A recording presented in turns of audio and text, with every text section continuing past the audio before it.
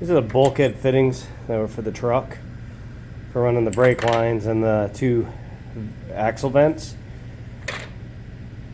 I can't find new ones, so I'm going to try my best to become a magician and see if I can make some magic happen. Bear with me, I'll show you if I can save them, or just shake my head and throw them out and figure something else out. Well, guess I was able to perform a little magic. Yeah, clean the insides out, but managed to get everything out. Had to use some easy outs, internal, external easy outs. But I was able to save them, so one step closer to getting the brakes done. I just picked up the exhaust manifolds from the machine shop. Sterling Precision Machine Shop. Did a really nice job.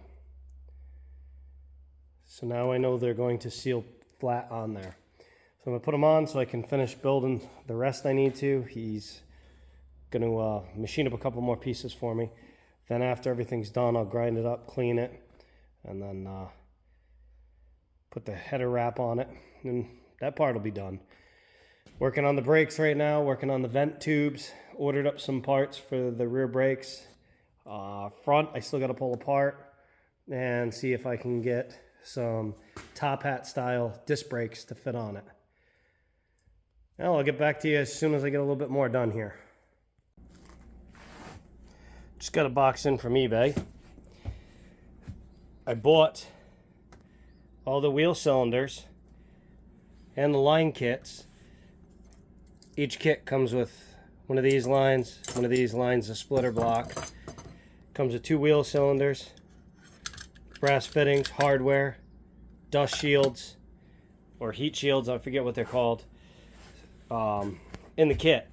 So basically each kit will do 1 tire. So 2 of these, line kit, was $50 plus shipping. Really good deal. So I picked up all new for the back. I do have parts to rebuild the old ones, but I figured this was way easier. The old ones, I'll clean them up and put them on the shelf as spares. But if you need some, I would check on eBay. These are actually new old stock. They were never ran on the truck. They were basically installed and the guy removed them and sold them. So I think I got a pretty good deal. So taking these tires off is a general nightmare. The big round cover you gotta take off, and down here, then you gotta get these cones out, then you can get the axle out. But then the drum doesn't want to come off, so I backed off the brakes, they wouldn't come off. So what I decided to do is put a puller on these 2 studs and made a flat plate here and put some tension on it and kept hitting the rubber because I didn't want to beat the drum, because the drums are a pain to get. So I'd rather beat on the tires, put some tension on it, beat on the tires, and I walk them off. The big center nut has to come out, but I don't know if you can see. It's been hacked. They use a chisel. I can't find the tool for it that I can get today, so I'm going to go to the plasma table and I'm going to make my own socket, I think. I'm going to give it a whirl at least. But yeah, this actually works really well for taking the tires off. So I don't know if that helps anybody, but if you use a puller, that you're only using this one and this one diagonal, and you put a flat plate over so you don't monk up the threads, and then just keep tightening and hit with the sledgehammer on the rubber, and she's walking right off. All right, as you can see, tool works great. Now you get the tire off the drum.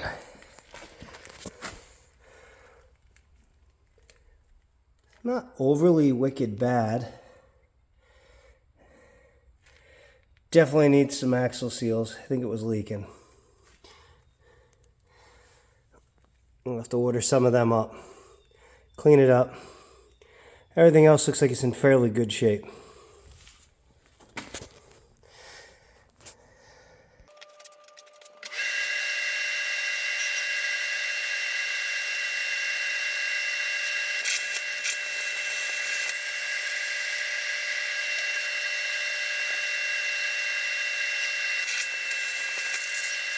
Okay, so this is what I came up with. Made a socket, put a 1/2 inch hole in the back for the 1/2 inch extension, and ratchet. Probably clean it up and painted it, but it actually came out pretty good. And I left it a little loose intentionally. Let me show you. Because these had burrs all on them from somebody with the chisel. So there's a small bit of movement in there. That way I can get it on it, get them off, clean them up on the grinder, get all the burrs off of them, and be able to still put it back. But that's the socket I made. Came out pretty well, actually.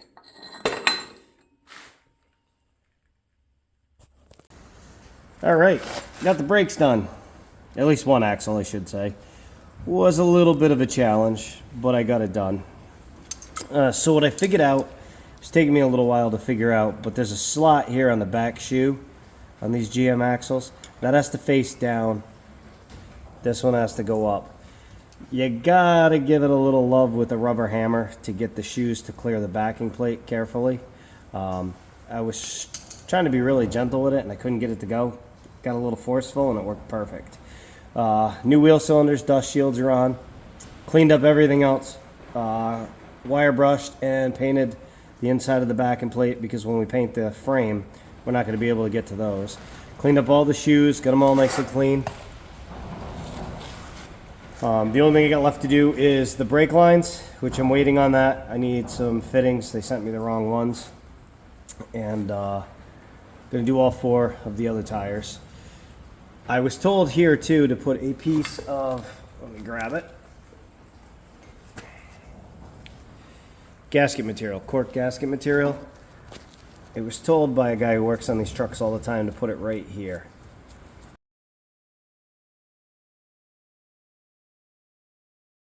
I guess it acts as a seal or something, and in the diagram it does show something there.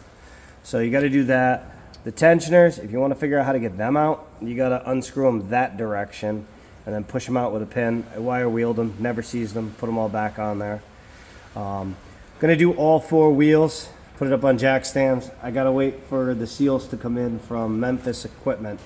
Not gonna take a chance, just gonna replace all the seals, do it the right way the first time. So there's that part. I'll be back with some more progress here in a second. Okay, so anybody working on these, just so you know, there's 2 different dust shields. See this one right here? It has the hole that lines up right there, how far away from it is, and this one's really close and it's slotted. So here's that cover. Okay, well what I noticed is I couldn't get the wheel cylinders to fit. Well, you have to flip the wheel cylinder. Hold on, I'm trying to get everything lined up here so you can see it. Alright, so here's the one with the slot right there.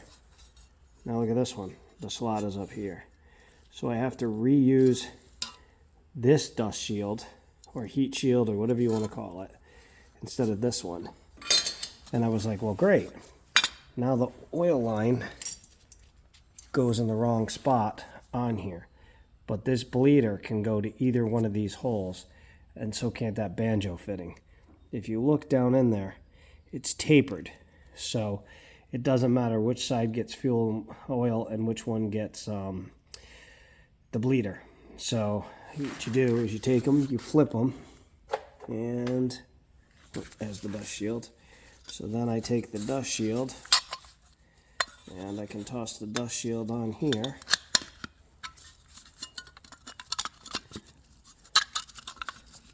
And now it fits the proper way.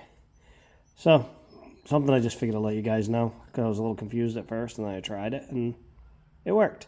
So on the driver's side of the truck, which is the left-hand thread lug nuts, everything's opposite. So pretty much if you just take them off and you flip them, clean them up, paint them, whatever you want to do, then you'll be good to go.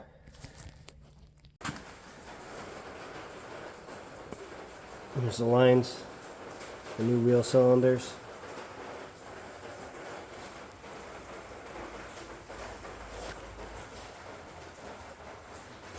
I used that nickel coated line with stainless steel fittings. Hopefully that'll help. I didn't want the new stuff to stick out, so I'm doing it now, and then when I paint everything, it'll all be black. Kind of want it uniform. So I got the passenger side together. Like I said, by flipping them and reusing them, that works perfect. The other thing too is the tensioners that go through the backing plates. They have like a gear on them that runs on this gear. So those are jammed up and stuck. 7/16 nut on one side, 5/8 wrench on the other. You take it apart, wire wheel it all up, put some never sees on it, put some never sees going from gear to gear, and they work smooth as butter. Clean these up, got these all working. Everything seems pretty good on that. I know my shop's a disaster. So one thing I wanted to let you guys know, I don't know if anybody has tried this yet or not. I ordered the right seals for it just because I didn't want to take a chance.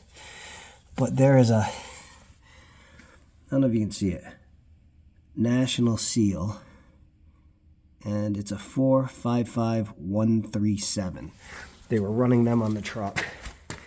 And they also have these little sleeves right here. So if you can't find the original seals, I guess those work. I thought this one was junk on this side because this wheel was all full of gear oil. The other side was dry as a bone but pretty rusty. So everything on this side had to get taken apart and freed up because it was rusty. So I don't know if that helps with the seals. I ordered the right seals from, I think, Memphis Equipment, and I just wanted to go with the originals just in case. Didn't want to take any chances. All right, well, I'm going to get the other two axles done. I got a bunch of stuff coming in. It won't be in for a few days, so I wanted to get this video done. I'll let you know how I made out with the other two axles, start running brake lines, and go from there. All right, guys, thanks for stopping by, and I'll see you in the next video.